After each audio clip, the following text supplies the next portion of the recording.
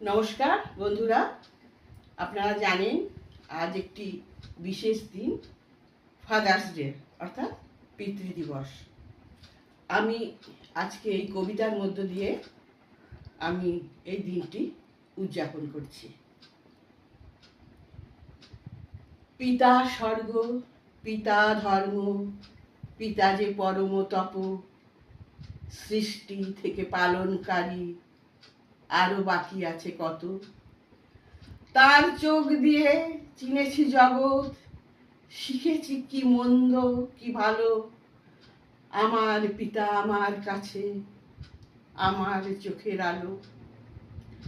পিতা মানে মাথার ছাতা, যে রোদ বৃষ্টিতে রক্ষা করে।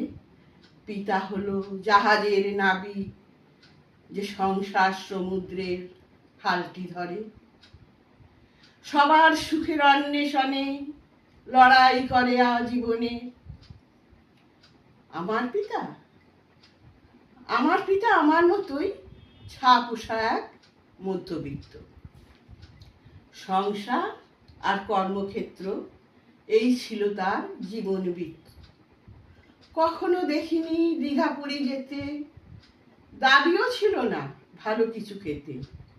পোশাক আশাক অতি সাধারণ, উদারতা ভরা ছিল তার মন। শিক্ষার প্রতি অনুরাগী, এইটুকু ছিল চাওয়া। দুঃখ ছিল না বড় বাড়ি গাড়ি না থাকা, হতাশ করেনি টাকা কম থাকা। কালের নিয়মে চলে গেছে তারা, যদি আবার কখনো আসো, প্রত্যাশা মোর এইটুকু শুধু, তুমি আমার পিতা হয়ে এসো। আমিও তো প্রায় জীবন প্রান্তে, প্রার্থনা মোর তাই একান্তে, যেখানেই থাকো ভালো থাকো তুমি, আশীর্বাদের হাত রেখো মাথে। নমস্কার।